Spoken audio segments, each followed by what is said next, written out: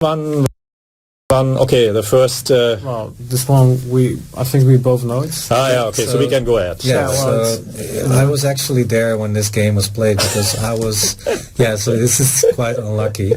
And I actually spoke to Jorda also as well because we were traveling back to the Netherlands. So I noted what he said and what the answer is here. Yeah.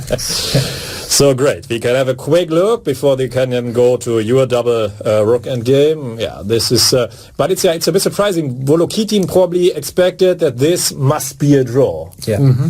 And now I guess he was a bit, shocked. Yeah, shocked. Yeah.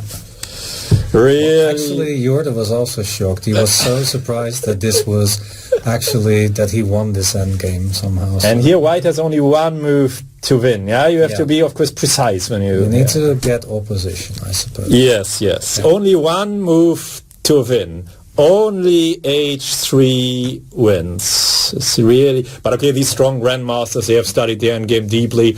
By the way, how do you train endgames, or did you train endgames?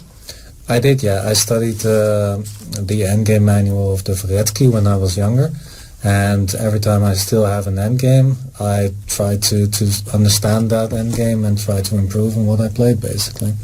Yeah, great. So Dvoretsky's endgame manual is also, I think, the main source of most strong players that were guests at endgame Magic. But nevertheless, it's interesting. Yeah, the chess world in this respect also is a bit, there are not so many sources even here. The chess world is small in many respects. Mm-hmm. Yeah, that's true.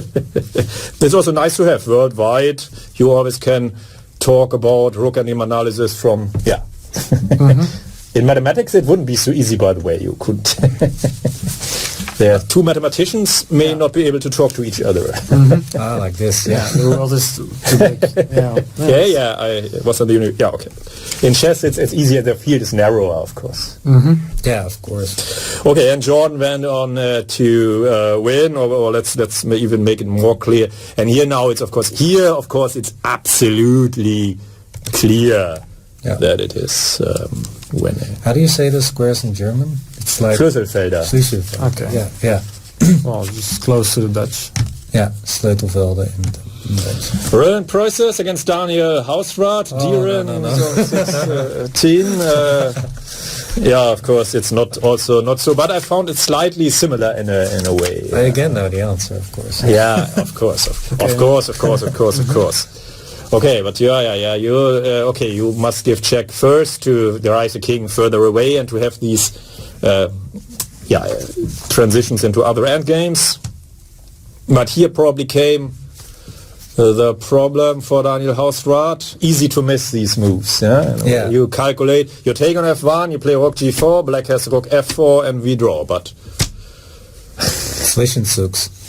Yeah. These Zwischenschachs, they are very dangerous, often overlooked by the defender. Yeah. Usually in human games, the attacker, of course, sees them and the defender misses them. I could have several examples for this. Yeah, now you have it with check, you win. And if you go to e6, then you can exchange on f1 and then play rook g4. Yeah, and the rook that also wins the h-pawn, yeah. Because rook f4 isn't possible anymore. Yeah. Well, still it's winning, of course, but sometimes you see that even great players, blunder this position. We saw it. Yeah, sometimes with my students when they are younger and not so. I've played with some of my students, but usually when you get older and stronger, then it's not. Of course. I think you're referring to the Ding Liren game in the GCT. Yes. Yeah, because he blundered this. He had exactly this ending, basically only on the other side of the board. Yeah. But then he in time trouble he allowed A7. A7 blunder. Dolle still makes possibilities. If it's A7 is always a very dangerous move. When you have a pawn on A7 defending king on A8, this is very dangerous. You must be absolutely sure you are winning when you go there. But usually in normal time trouble, players win those positions, absolutely. Yeah. Okay, then I want to correct one, in a way, mistake from the last show together with David Howell. Jana Schneider, Jonas Zwierch, we have already seen several times. Black has only one move to draw here. This you don't know, or so? This one I don't know. Okay, so this is a real challenge then for you. Black has only one move to draw here, and on the next move also.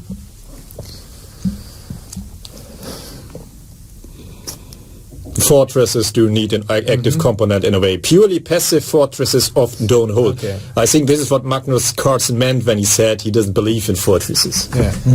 Well, okay, I've got an idea for black. Okay, what do you suggest? Knight d8. This is the only move to draw. In the game it was difficult, but this has been on several shows already, so maybe you don't have to show everything, but this is the only move to draw, also according to the computer, and here I think the computer can be trusted because it's really a very large gap. Yeah, that's true. Isn't black winning actually after c4? No. And now again there's only one move to draw, also according to the computer. And then we draw. Okay, David Howell had suggested to play knight b7 first, and this loses. Okay, in the show we didn't go too deeply here, but I have then, of course, afterwards asked the computer, and it does lose. But it's, of course, a bit, technical. A bit tricky, yeah. It's amazing that knight e8 and c4 are the only moves. I'm curious about the details, but right. Lots of stuff. Because now white can inject some dynamics into it, and computer claims they win. So then, when you know all this, then it's a bit easier than we had it in the last show, of course. Yeah. But even such super strong grandmasters like with above 2,700, like Howell, it's a bit, these details, they are really It's deep. very difficult, of course. The only thing that you see right now is the weak A pawn at this point. So white should move. So white should move here. What must white try? Well, I think f4. Yeah, indeed, right. And this breaks the fortress. Bishop d1, I suppose. Bishop h. Or machine wants to go here. Oh, okay. But of course, here we also didn't in the live show. Of course, sometimes it's not to try that. It's just I then sometimes prefer to adjourn and to look at it. Because c4 you have d4. Yeah. That's the idea. Yeah. This computer is devilish. Yeah, it's and if really you play king e5, then you have king g5. And the f pawn. Yeah, basically. and so the computer claims that knight e1 is the only move and c4 is also the only move. Some of the lines are quite, but in a way you want to have it, you can force it, you should force it. Yes. Yeah. You don't have to understand that everything else loses. It's not necessary over the board. Yeah, absolutely. Yeah. Okay, so this mistake or this question I wanted to bring from the last show. Yeah, then I found quite nice your win against Dietmar Trollbus from the German Bundesliga, because it looks a bit, of course it's not so, but this one is so old already. You of course don't take here, because I can even go here. Yeah? As many pawns you have, it doesn't matter. Yeah, because of the bishop, wrong-colored bishop. Of course. But you made it quite nice. I liked it. You just corral the knight, and then you come, and it's all very logical. Yeah, because the knight's trapped on a6. Yeah. All you need to do is get the king away from the a6 knight. Yeah. All you gotta do is...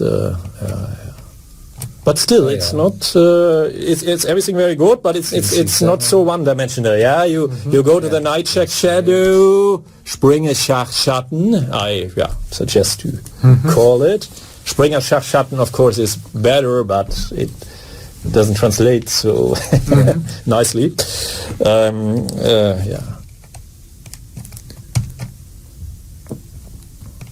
And now very nice finish, of course. A6. Yeah, very nice. I liked, so I just had to show. It's old, but the advantage with the endgames is they are old, not old. It doesn't matter. They are still instructive. It's not like I totally forgot about this. Okay, but with openings, it's of course more to the Well, endings are very important to study actually. So. I don't want to disagree on that. No, but it's because you just know where to work. Well, secretly you're doing this show, but at home.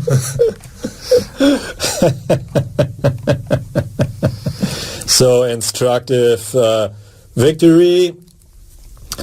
Yeah, then you drew with Anish Giri, but it's already some time ago. But nevertheless, you must catch them young. Of course, nowadays it would be more difficult to draw against him. Well, actually, I was a bit lucky there, because in the middle game he outplayed me, I think, in that position. So. But we are just here in this end game, and here you can save yourself as black to move if you, of course, don't promote directly, of course, but you saw in advance that D1 loses and you play. That's a really nice one, I think. And in that moment, Arnish didn't have such a high rating, but was still very, very young, of course. Very talented. Yeah, he was 15? 15, Yeah, he's from my same birth year. So I can do the math. But I haven't seen the game. Okay, I knew the game. But it was very, very nice finish. Very nice. Once again, wrong colored bishop. Yeah? Yeah, very nice. So bishop d7. Yeah, very nice. And now Arnish played bishop d1. But of course, one beautiful line would of course be the typical. And then take king and5. You can. And it's a draw. Because the king simply goes back to h8 and white cannot win, basically. Yeah, or you can, of course, also take the pawn. You can also take the that's even pawn. More easy, actually. But, okay. But depending on things, Okay. Then, maybe one last from you against Ruud Janssen. Also instructive. And you beat in 2005. You were younger and he was above 2,500, yeah? He was my first grandmaster ever beat. So we must make this international master at that time, by the way. First 2,500 player? First 2,500, first international master I beat. Yeah. Great. And I told him a lot of times after that. Because we were teammates in Germany, actually, and we lived very close to each other in town. So Ruud and I became friends. So we were, despite your win, he's still friendly with you. Sorry? Despite your win, he's still a friend. Yeah. Well, 2 weeks, or what was it, a few months ago, I lost against him, and then everything was okay. He settled the score. Yeah, sometimes you have to lose to become friends with people. Yeah, absolutely. That's also why we... I haven't lost to him yet, so that's why he's lose to me. So, okay. I forgot about this ending. How to win with black, because rook endings have a very large drawish tendency, and if the pawn would be on h3 and white's king on h2, it would be a one cure-like draw, yeah? So you must be precise here with the g pawn. To beat such a strong player, you don't want to mess up.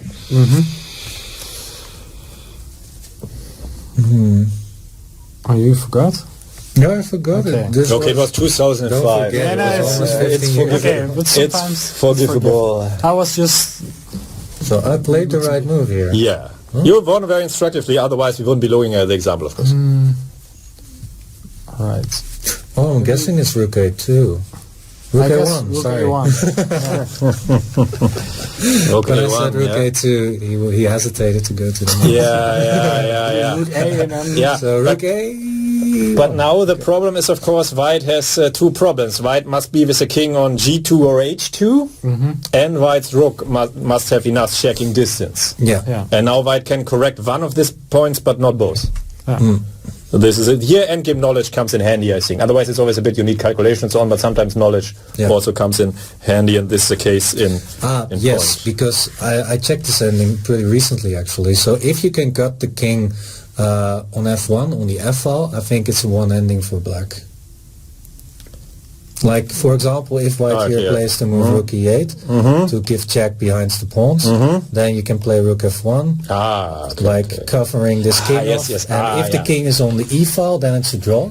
But if the king is on here, then it's winning for black. But sometimes you then would have to win with queen against rook, but you would have managed. So it's good that you avoid it. The triangle Philidor mechanism. Yeah, but in these kind of games, it would of course be better to even avoid this queen against rook win if you have another win. So. So he could try to go there, because sometimes in Juven games it is still drawn by the rook. Because of this 6 rank defense. Computer defense very well. Yeah, or if the computer defense, if the computer defense, you wouldn't win.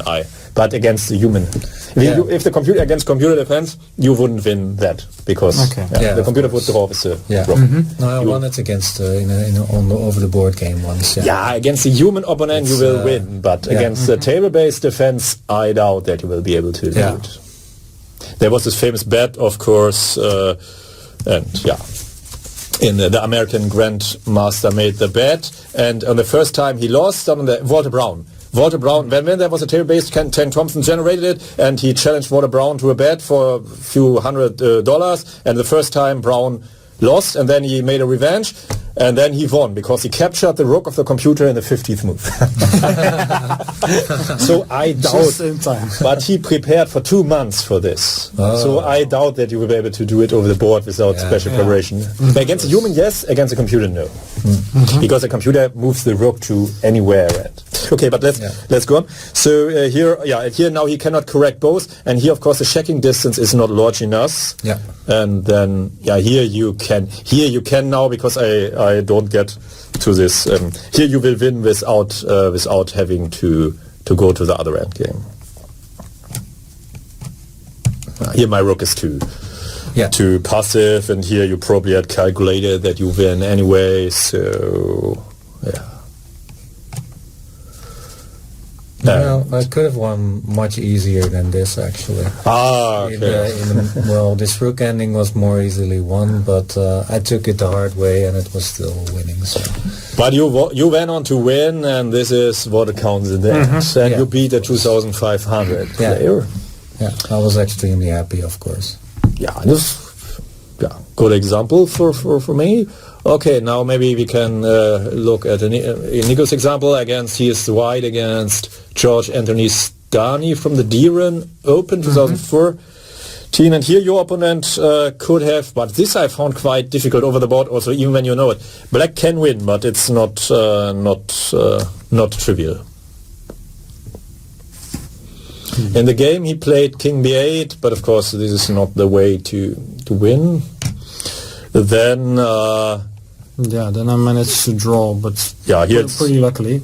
Yeah, it's still nice, but here it's still a nice dance resulting, but here you will get the f5 pawn, and this will basically hold. It was nice. It was still quite nice, but in the end, well, actually, it was quite stupid in this game because I sacrificed my dark squared bishop for 2 pawns and then defended. But but here maybe one moment I should go a bit ahead. It is still a bit nice, but now black has only the G pawn and cannot deal with the 2 problems, the weakness of the pawn and your attacking threats. Even the bishop, the knight often has a lot of problems with this, but here even the bishop cannot make it happen. Oh, this is a draw? Yeah, this is a draw. It's a table base. Okay, but it's a table base draw. Everything is. I of course checked. Everything is. Yeah, correct. because you cannot. Yeah, so bishop. King f5. Yeah, easy actually. Yeah.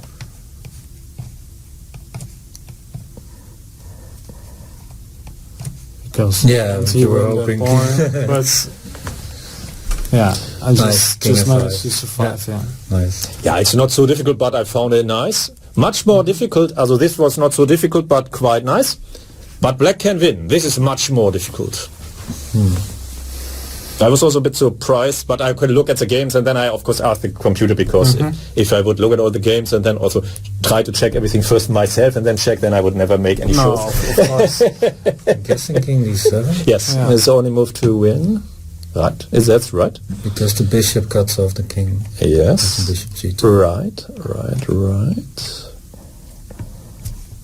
Yes, the bishop now cuts everybody off. And the king can go towards D5. Yeah. This of course doesn't work. We will look at the main line in the moment, but this of course doesn't work. And now you go king to... It's also quite nice, by the way. King C8 or King C6? King C8. Yes, because King C6 it's a draw, but also quite nice. I found, so quite nice running around. Yeah, now it's a draw because the bishop doesn't have enough squares. Yeah, now it's a draw. It's also a bit study-like. The whole business here, I think, and some nice study-like motives had your endgame. Okay, but King C8 wins. So, but of course, this wasn't the main line. The main line, of course, would be here to wait.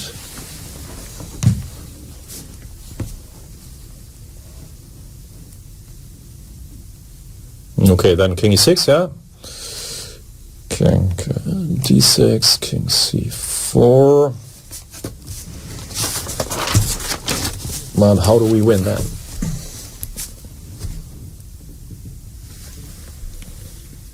It's also quite nice. It's all a bit study-like. It's of course not a real endgame study, but it has some motives which can also be seen in endgame studies.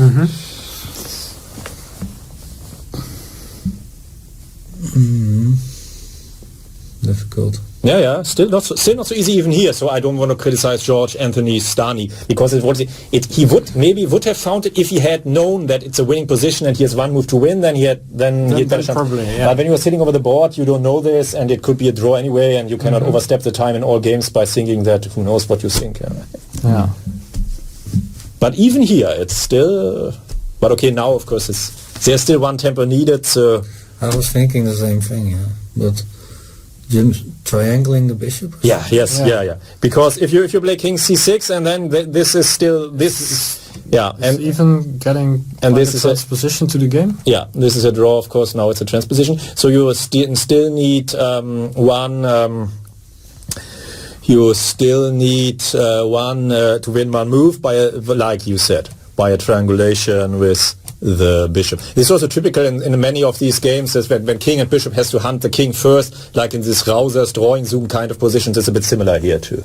So it's also where endgame knowledge from other points can help, like you said, you triangulate with the bishop, this known maneuver. Yeah, and now you have won the final tempo, and now it is over. Yeah. Okay, maybe one last trick for the viewers, just to know. It's not so. Alasha Feierstark from Hamburg. The chess world is really small, of course, against Nico Swiers, and he, of course, tried the best trick available, and you didn't. You just waited and didn't fall for it. Of course, he tried the best trick available with short on the clock, and so you may. And even very strong grandmasters have already fallen into this kind of. It's the best trap you can try, of course. Have fallen into this kind of thing. You, of course, didn't fall for it, but just for that the viewers also don't fall into it. Now White can, but you knew it, yeah. Or did you keep the bishop away intuitively? Intuitively. Okay, also good. Yeah. Of course, the trick is sometimes even better when the clock is on the right side. You can try the attack against the king would be on g8. This also could be worse. You have 50 moves to get there, and then you try the trick, and then you either win or offer a draw. Yeah, that's true. But okay, it was an internet game, so. It was an internet. The Pro Chess League. Of course, Hamburg Swashbucklers against Apeldoorn. The Apeldoorn Apes. Apeldoorn Apes. Apeldoorn Apes is a okay, but yeah, we have some zoo with only apes in. It's a famous monkey zoo, actually. Okay, so to end the show, why to move and win?